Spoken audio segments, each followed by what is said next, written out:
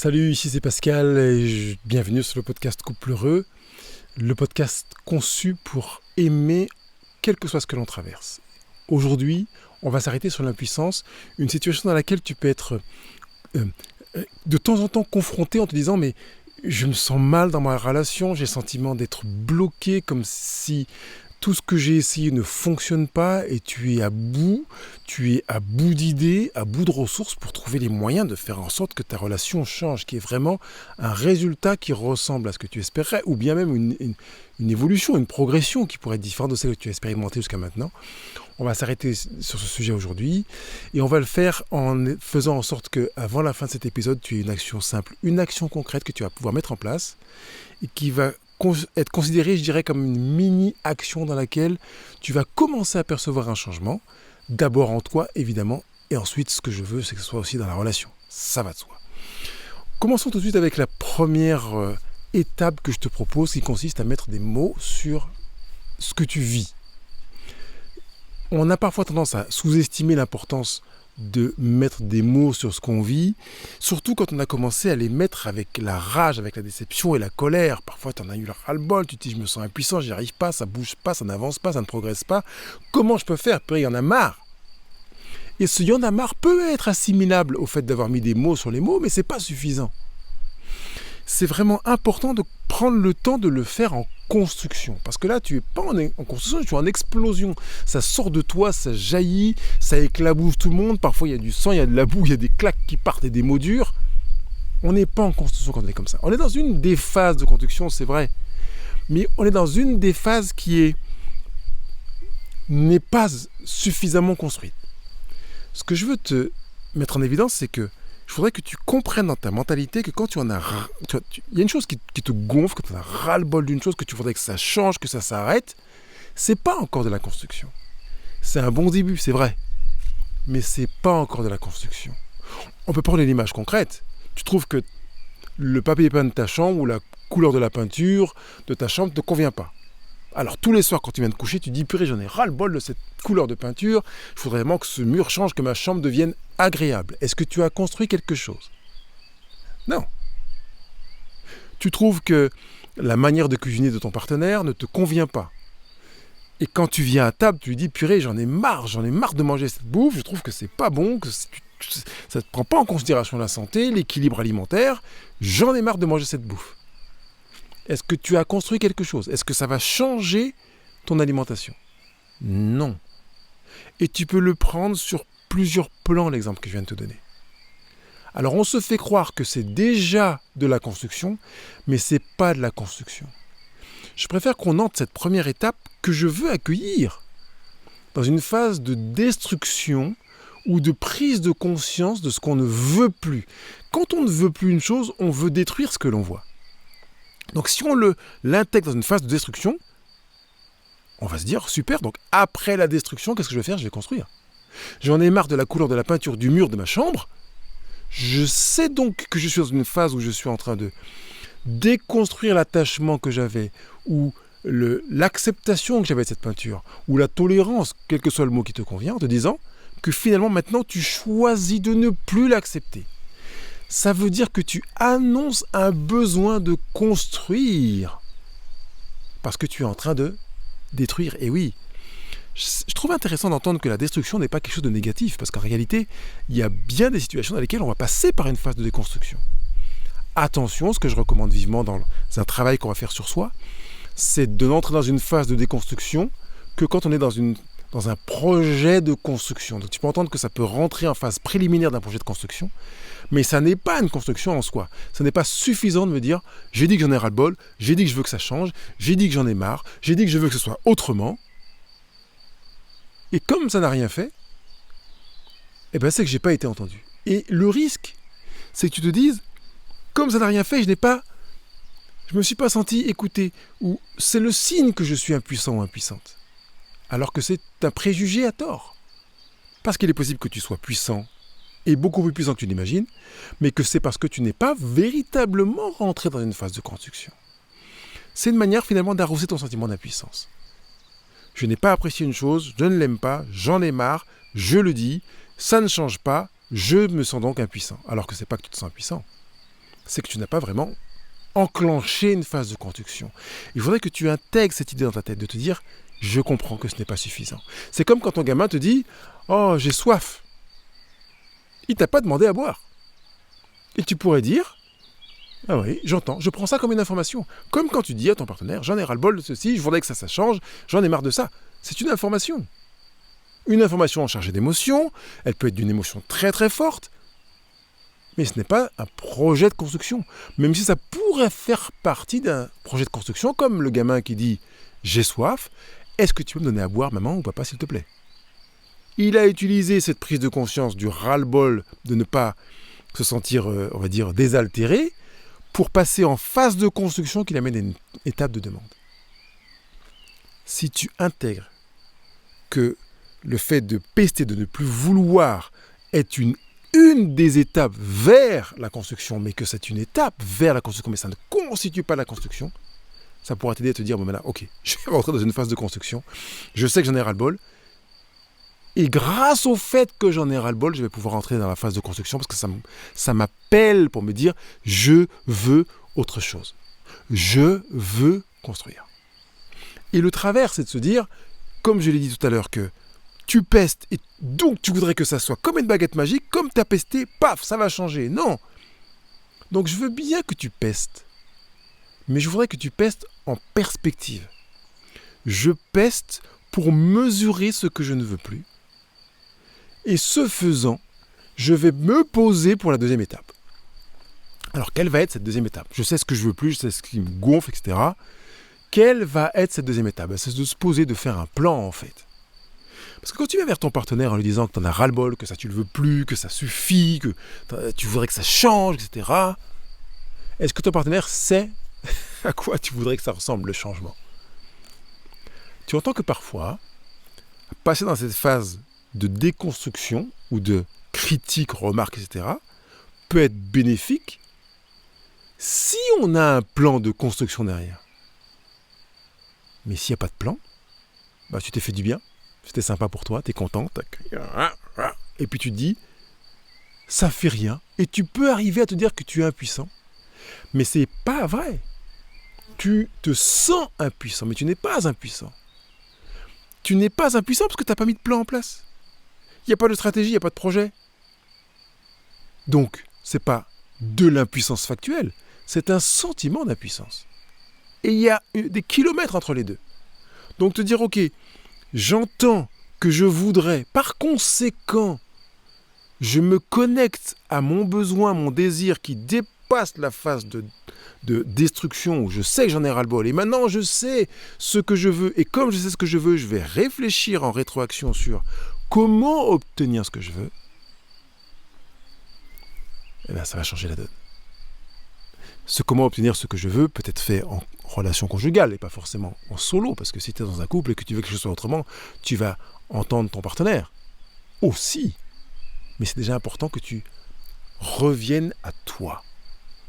Qu'est-ce que tu veux ?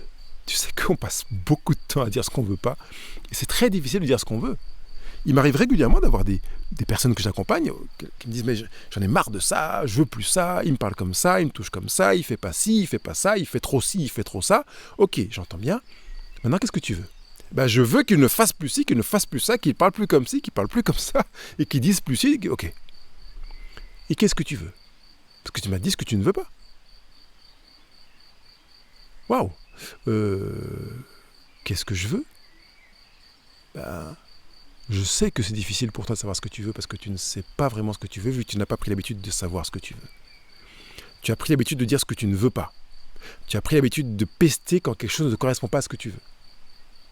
Et c'est génial pour toi d'apprendre à te connecter à toi, je veux dire, à revenir à toi pour identifier ce que tu veux. Parce que tu ne pourras pas projeter, construire si tu ne sais pas encore ce que tu veux. Tant que tu ne sais pas ce que tu veux, dis-toi que cette chose ne peut pas exister. Il est nécessaire que tu sois en mesure de voir dans ta tête ce que tu veux voir dans ta vie pour que cette chose-là existe. Tu veux une super relation avec ton partenaire, vois dans ta tête à quoi ça ressemble la super relation avec ton partenaire. Tu veux, on va dire, baisser les disputes, qu'il y ait moins de disputes, Vois dans ta tête à quoi ressemble une relation dans laquelle il y a moins de disputes. Ça veut dire quoi moins de disputes? Une dispute de moins par an? Ah non, j'en veux beaucoup moins. Ça veut dire combien beaucoup moins? Une de moins par mois? Ah non, j'en veux beaucoup moins. C'est quoi beaucoup moins? Bien, je voudrais que, alors qu'on se dispute, à quelle fréquence vous disputez?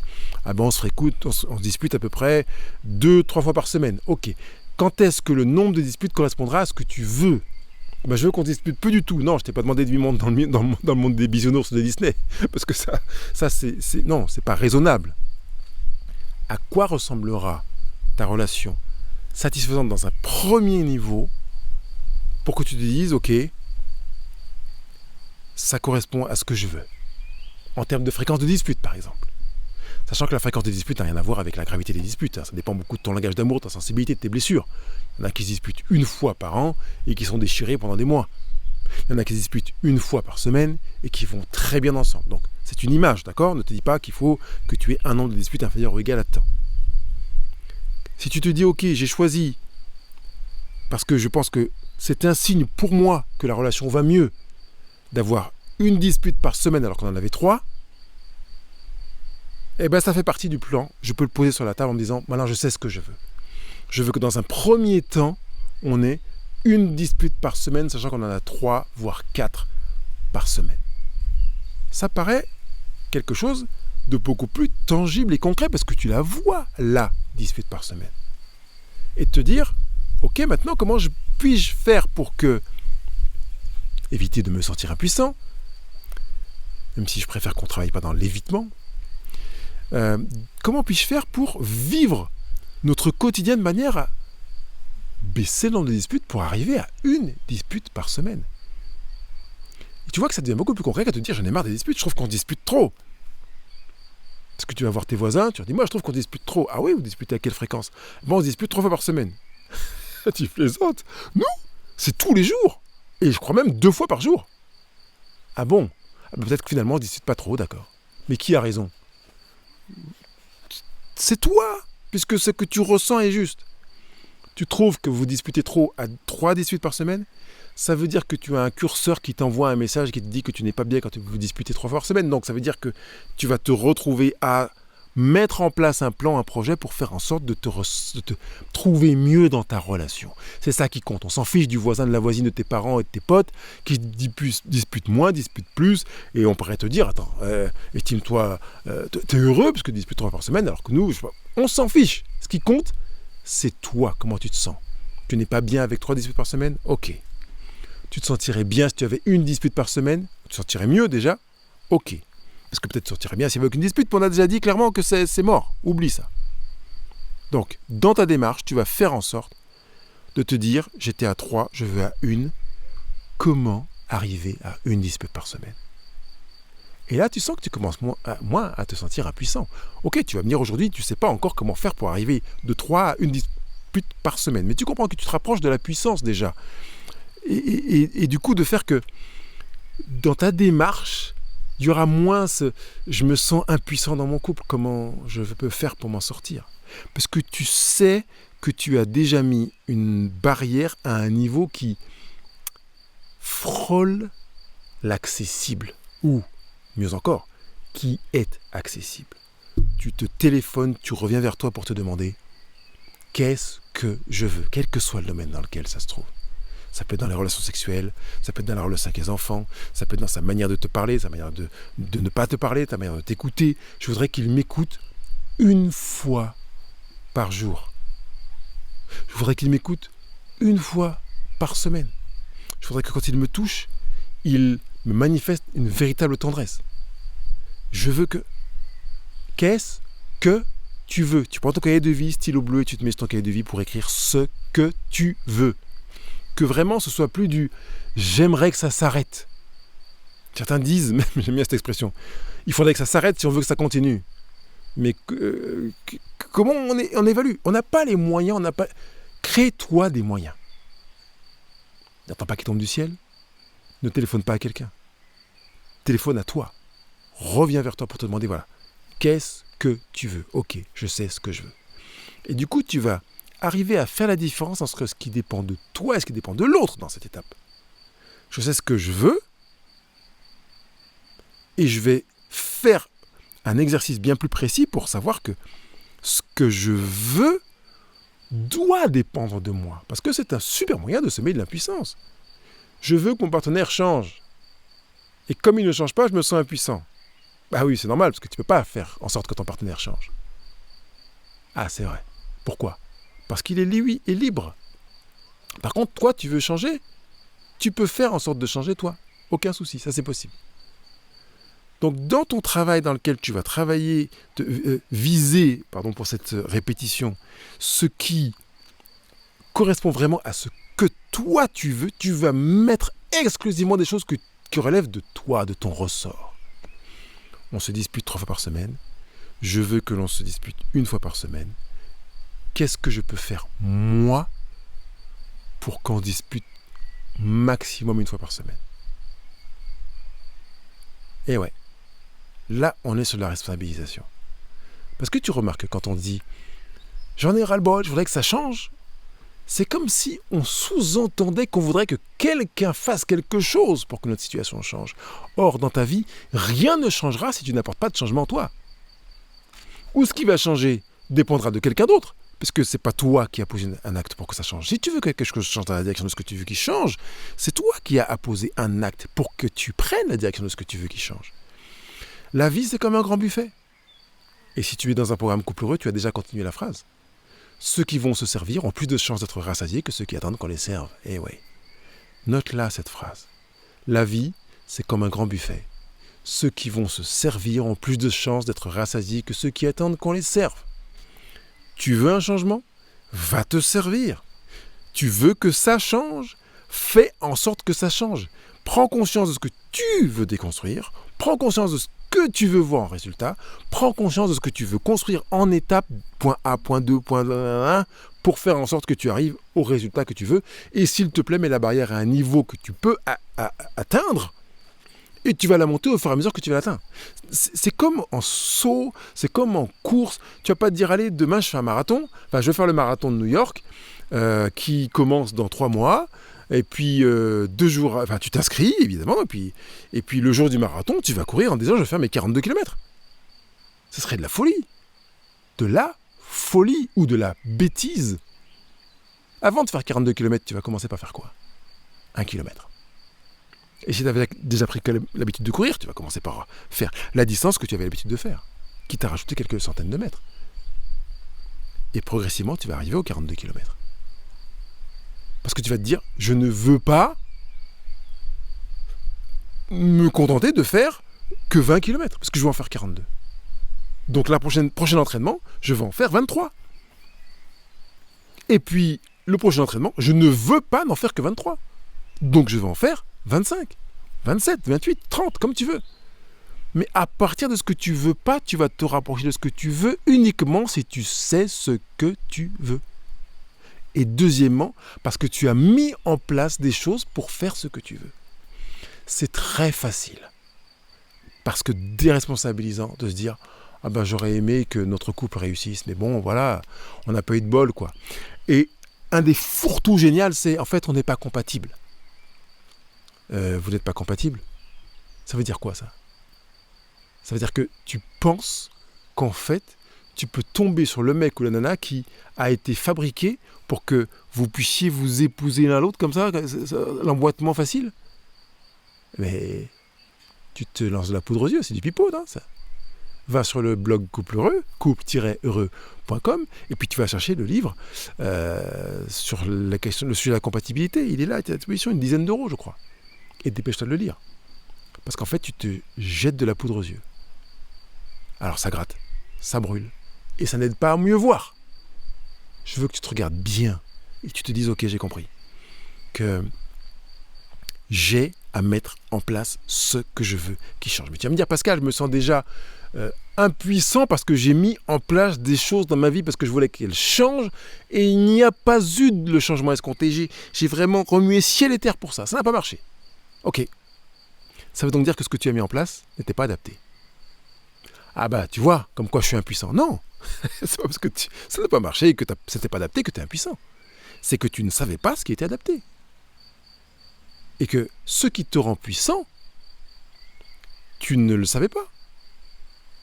Parce qu'en réalité, si tu avais su, tu aurais eu le résultat escompté. Donc c'est pas que tu étais impuissant, c'est que tu étais ignorant. Et est-ce qu'il y a du mal à être ignorant? Si je te demande comment tu peux faire pour t'assurer de faire une crème anglaise sans grumeaux, tu sais pas? Bah, t'es ignorant. Mais ça n'enlève pas de valeur à qui tu es, on est d'accord? Comment faire quand mon partenaire veut jouer au bras de fer et qu'il est en train de montrer qu'il se sent agressé pour entretenir la relation de manière à ce qu'il ne se sente pas agressé? Tu sais pas? Mais ça ne veut pas dire que tu es impuissant. Ça veut dire que tu ne sais pas faire. Et c'est pas parce qu'on ne sait pas faire qu'on est impuissant. Ça veut dire que quand on ne sait pas faire, on a besoin d'apprendre ce qu'on ne sait pas faire, d'apprendre à le faire et de le mettre en œuvre. Mais ce n'est pas assimilé à de l'impuissance. Il est fort probable que tu te sens impuissant parce que tu as grillé des étapes et tu as fait un raccourci inadapté entre j'ai essayé, je n'ai pas réussi, donc je me sens impuissant. Mais il y a des étapes entre deux. J'ai essayé, je n'ai pas réussi. Qu'est-ce que je peux apprendre pour faire mieux? Ah, je vois que le résultat n'est encore pas à la hauteur de ce que j'aurais voulu. Qu'est-ce que je peux apprendre pour faire encore mieux? Ah, je vois que ça va un peu mieux, mais c'est pas encore ça. Qu'est-ce que je peux apprendre pour faire mieux? Et chemin faisant, tu passes d'un faire mieux à un faire mieux qui t'amène à un autre faire mieux et qui fait que progressivement, tu te retrouves admiratif devant le changement, devant l'impact du changement que tu as mis en œuvre. Et tu te rends compte que finalement, il n'y avait rien à voir avec l'impuissance, mais avec l'ignorance. Je ne savais pas. On ne m'a pas parlé de ça. J'ignorais complètement que ça existait. J'étais dans l'incompétence inconsciente. Je ne savais même pas que c'était possible. Très souvent, quand quelqu'un, dans un programme ou dans un coaching, découvre quelque chose, il me dit « Mais attends, mais il faudrait que tout le monde sache ça !» Bah oui, mais le fait est que tout le monde ne le sait pas. Et que même les personnes qui le savent ne retrouvent pas dans leur vie les résultats relatifs à cette connaissance. Et pourquoi? Parce qu'en fait, c'est pas parce qu'on le sait qu'on peut l'utiliser correctement. On a besoin de savoir et de savoir l'utiliser. Et j'ajoute, de savoir l'adapter aux circonstances. Donc je voudrais que, quand tu te dis « je me sens impuissant dans ma relation, comment puis-je faire ?» que tu répondes rapidement en disant « quand je me sens impuissant, c'est le voyant qui s'allume pour me dire que j'ai quelque chose à apprendre. » Et ouais, ça n'a rien à voir avec toi. Et je voudrais que ça n'impacte pas ton estime de toi, ni ton image de toi. Parce qu'il n'y a pas de honte ou de gêne à ignorer ce qu'on ignorait. Par contre, c'est génial de se dire « mais je prends conscience que je ne savais pas. Je prends conscience que j'ai besoin d'apprendre. » Et tu peux voir ton partenaire en disant « écoute, je vois que ça, on n'y arrive pas. On a sans doute quelque chose à apprendre là-dessus. Je vois que dans telle situation, c'est conflictuel, c'est tendu. On a sans doute quelque chose à apprendre là-dessus. Je vois que je vis mal certaines situations. Quand tu me dis quelque chose, je me sens blessé, j'active ma blessure, je te rentre dedans. Je pense que j'ai quelque chose à apprendre là-dessus. Et je vois que tu réagis au quart de tour quand je t'ai dit ça la dernière fois. Est-ce qu'il n'y aurait pas quelque chose à apprendre là-dessus? Et tu sais que la liste peut être très longue de choses pour lesquelles tu pourrais te dire « mais je pense qu'il y a quelque chose à apprendre là-dessus. » Parce que dès que tu te sens impuissant, c'est le signal que tu as quelque chose à apprendre là-dessus. C'est parce que tu as raté ton match qu'il faut que tu quittes le terrain et que tu te dises finalement « j'arrête ce sport ». Tu as perdu le match. C'est parce que tu avais quelque chose à apprendre là-dessus. Ben ouais. Et puis, ta peinture, tu t'es mise « ah, c'est pas réussi, c'est pas comme tu voudrais ». C'est que tu as quelque chose à apprendre là-dessus. Et puis dans ta relation, c'est conflictuel. C'est que tu as quelque chose à apprendre dans ta relation. Avec ton enfant, c'est pas passé. Ton adolescent, il a mal pris ce que tu lui as dit.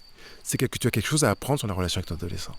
Tu as réussi ta recette la dernière fois, mais là, tu l'as ratée. C'est que tu as quelque chose à apprendre sur les raisons pour lesquelles tu as raté ta recette alors que tu l'avais réussi la dernière fois. La liste de ce sur quoi tu as quelque chose à apprendre est colossale. Je voudrais que tu prennes ta honte, ta gêne, ton sentiment d'impuissance, que tu la balances aux orties et que tu te dises « je vais m'inscrire dans une dynamique de vie dans laquelle j'ai à apprendre, j'ai tellement à apprendre, j'ai tellement plus à apprendre que ce que je sais, que je suis candidat. » Et dès qu'il y a quelque chose à apprendre, tu lèves le doigt, tu t'inscris. Ça va pas dans ta relation? Tu t'inscris, je suis candidat, je veux apprendre. Tu sens que la tension est montée dans un domaine où j'ai quelque chose à apprendre, tu t'inscris, je veux apprendre. Que tu t'inscris dans une dynamique dans laquelle tu te dis je veux apprendre. Et je sais que bien souvent, on a la tendance, on va dire, naturelle, qui n'a rien de naturel, mais habituelle, à se dire, au lieu d'apprendre, je me tire, je crée un couple ailleurs. Ah non, j'ai pas envie d'apprendre, ça me prend la tête, je me casse, je fais le mort. Je ne veux pas apprendre, je la ferme et j'attends que ça passe. Et c'est vraiment un signe d'immaturité que d'espérer que ce soit les autres qui changent, la situation qui change, et tu te fais croire qu'on va changer de couple et que dans l'autre couple ça va être mieux, parce que comme ça dans l'autre couple je n'aurai rien à apprendre. Est-ce que tu peux me dire dans quelle relation conjugale tu n'as rien à apprendre? Aucune. On est bien d'accord? Aucune. Dans quel fonctionnement éducatif avec tes enfants tu n'as rien à apprendre? Tu connais tout dès la naissance? Aucune. Tu veux que ça se passe mieux dans ton couple. Tu te sens impuissant dans ton couple. Ça veut dire que tu as quelque chose à apprendre sur toi, sur comment établir la relation de manière saine, sur ton partenaire. Et tu sais que tu vas sortir plus grand si tu te dis, au lieu de te dire je me sens impuissant, que tu te dises je veux apprendre quelque chose. Parce que je me sens impuissant, comment faire, j'y arrive pas. T'apprends rien. Si, t'apprends à te flinguer, à t'abîmer. Et tu te fais croire que quand tu vas changer de relation, ça sera mieux. Tu sais, ou tu ne sais pas, que j'ai été marié pendant 15 ans. J'ai arrêté la relation de ma propre initiative et j'ai vraiment choisi d'apprendre. Et tu sais que si je suis devant toi, c'est pas pour plaisanter. Je suis vraiment passionné par la volonté d'apprendre, de progresser et de vivre le succès de la relation conjugale. De faire en sorte que quand j'aime mon partenaire, je ne me dise pas « est-ce qu'il va se sentir aimé ?» Je sais que mon partenaire va se sentir aimé parce que j'ai appris, j'ai développé des méthodes pour faire en sorte que ce soit clair, net. J'ai appris. Et je veux que tu apprennes ça, que tu ne te dises pas « purée, mais je suis un incapable, je suis un impuissant, j'arriverai jamais. » Et de toute façon, comme me disent certaines personnes sur les réseaux sociaux, peut-être que je ne suis pas fait pour le couple. Bah oui, mais ça, c'est très facile aussi. C'est une manière de fuir, de se dire mais non, je ne vais pas me remettre en question, je ne vais pas me poser des questions, je ne vais pas apprendre. C'est sans doute que le problème, il est ailleurs. Et parfois, on va se dire, on va se flageller, on va faire l'inverse. Le problème est en moi. Et comme je suis un grand problème ambulant, je ne peux pas me mettre en relation conjugale. Donc finalement, mieux vaut que je me mette aux orties ou dans un conteneur quelque part, dans un endroit isolé dans lequel surtout je ne me mettrai plus du tout en relation parce que je ne suis pas fait pour la relation. Et c'est aussi une manière de se raconter du pipeau. C'est pas vrai. Tu essaies de fuir, tu essaies de prendre le chemin le plus court, le plus facile qui d'après toi est surtout ne pas travailler sur moi, ne pas changer, ne pas envisager des changements. C'est les autres. Le changement viendra d'ailleurs, livré par Amazon ou par un extraterrestre. Arrête. T'es pas comme ça. T'es pas fabriqué comme ça, t'es pas verrouillé comme ça. Tu peux changer. T'es pas impuissant. Tu es ignorant. T'es pas incapable. Tu es en manque de volonté d'apprendre. Quand tu vas apprendre, que tu mets en place, tu vas te dire mais waouh, comme des personnes qui sont dans des programmes couple heureux qui se disent mais waouh, mais je pensais pas que c'était possible. Je pensais pas que ça serait aussi puissant. Je pensais pas que ça serait aussi rapide. Pourquoi? Parce qu'ils ont juste appris. Ils ont appliqué ce que je leur ai demandé de faire. Dans le timing dans lequel je leur ai demandé de faire. Dans les clous. Oui, ça porte du résultat. Oui, mais c'est pas un hasard. C'est parce qu'il y a des principes de la vie conjugale. Qu'il y a des lois. Tu fais ça, ça fera ça. Si tu te déplaces, ton partenaire va se déplacer. Si tu l'attaques, il va se défendre ou s'attaquer. Ce qui est la même chose. Si tu le touches, que tu l'accueilles dans son langage d'amour, il va se sentir aimé. Si tu fais ça longtemps, il va se sentir extraterrestre dans une relation conjugale. Il va se demander mais qu'est-ce qui se passe? Pourquoi je me sens si bien? Si tu lui rentres dedans, que tu lui fais des remarques, il va se défendre ou il va t'attaquer. Ou il va se fermer, il va fuir. Si tu veux vraiment une recette efficace pour t'assurer que ton partenaire va partir avec quelqu'un d'autre ou quitter le foyer, je peux te l'écrire. Et je peux te prédire à partir de ta manière de fonctionner, au bout de combien de mois à peu près ça va se passer. Parce qu'en fait, on est en train de répondre à des principes. Je t'ai dit que j'allais te donner dans ce podcast une micro-action à mettre en œuvre pour que tu puisses rapidement commencer à avoir des fruits. Tu as entendu que tout à l'heure, je t'ai dit la première chose que tu peux faire, c'est revenir à toi. Après avoir pris connaissance de ce que tu ne veux pas vivre, Tu prends le temps d'écrire ce que tu détestes, ce qui ne te va pas, ce qui ne te convient pas. Ensuite, tu prends le temps d'écrire ce que tu voudrais vivre, qui te paraît génial et super.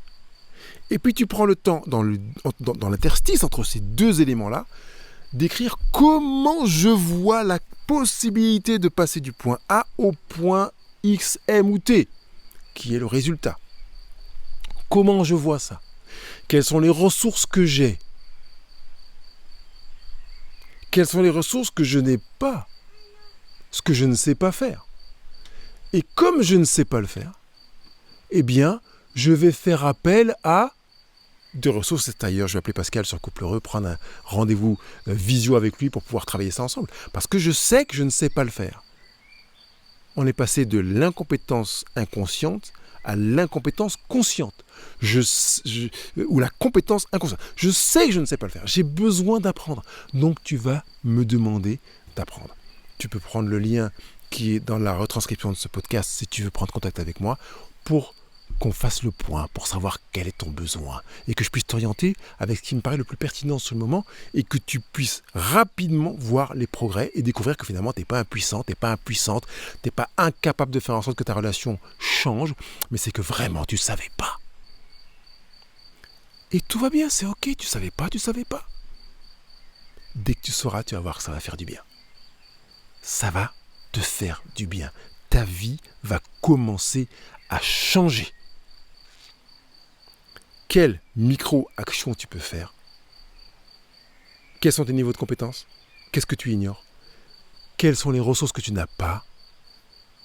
Et à qui tu vas demander de l'aide? Un critère pour demander de l'aide. Quelqu'un qui sait vraiment par quoi tu es passé. Je ne te parle pas d'un théoricien praticien qui a fait ses études tout droit, du bac au master, et qui est dans son cabinet.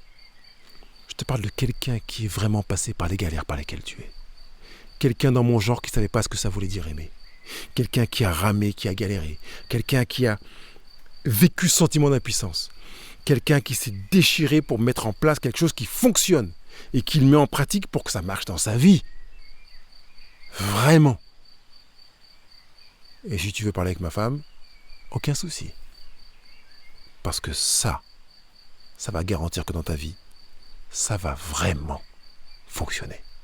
Vraiment. Parce que je ne suis pas là pour te dire rêve, espère, lis un bouquin, mets ça en œuvre, et puis même peut-être la personne qui a écrit le bouquin, elle n'a jamais été vraiment concernée par ce qui se passe dans le bouquin. Je suis là pour que vraiment ta vie change. Concrètement, pratiquement. Et que ta relation conjugale soit différente, une autre température, une autre manière d'être en relation. Vraiment que l'amour dont tu as besoin, que tu puisses le trouver, le donner et le recevoir. Et les personnes que je connais autour de moi qui sont excellentes dans un domaine, elles ont tout appris. Même si c'est par YouTube, même si c'est par bouquin, même si c'est avec des gens qui les ont aidés. Avec un bouquin, il y a des choses qui ne sont pas possibles de faire. Mais elles ont essayé, elles ont pris conseil, elles deviennent excellentes, brillantes, expertes. Je pense particulièrement à un mec brillantissime, autodidacte. Il a appris, pas tout seul, parce que l'autodidacte, on a l'impression que c'est appris tout seul, mais il a appris en allant puiser lui-même dans les ressources qu'il n'avait pas. C'est ce que je te propose de faire. Aller puiser dans les ressources que tu n'as pas. Parce que tu peux vraiment progresser à une vitesse incroyable. C'est de l'intelligence de se dire, je ne sais pas faire, je vais demander de l'aide. Je ne sais pas faire, je vais demander de l'aide à quelqu'un qui sait déjà faire. Je ne sais pas faire, je vais demander à quelqu'un qui est passé par là où je suis en train de passer et qui a obtenu des résultats exceptionnels. Même excellents, même très bons, même bien, prometteurs. Mais il y a déjà des résultats. Je voudrais que tu partages ce podcast avec les personnes qui sont dans ton entourage et qui sont concernées par ce sujet parce que je pense que tu en connais, qui sont dans une galère sans nom et qui sentent aussi cette impuissance, que ce soit des mecs, des nanas. Ouais, j'ai pas réussi, il a couché avec ma voisine ou avec d'autres, il a une famille ailleurs, il m'a violenté, je sais pas comment gérer la situation, je me sens impuissant, je lui dis d'arrêter, il continue, il a des manières de faire avec moi qui me gonflent, mais j'ai beau lui dire d'arrêter, il continue, mon partenaire ne m'entend pas, il m'écoute pas, je me sens incapable, impuissant, je veux qu'à partir d'aujourd'hui tu te dises que tu n'es pas un incapable, un impuissant, ça tu le sais déjà. Et que tu te dises, je vais apprendre. Je veux apprendre. Prends un papier, un stylo et écris. Désormais, Je veux apprendre. Je choisis de ne plus me sentir impuissant. Je veux apprendre. Et vas-y, apprends. Je compte sur toi pour mettre tes commentaires dans les retranscriptions du podcast, pour mettre les commentaires dans l'application podcast que tu utilises, pour que tu poses aussi tes questions si tu en as, et que tu aies la détermination de faire en sorte que tu avances. Pas que tu aies envie d'avancer, mais que vraiment tu avances. On y va ?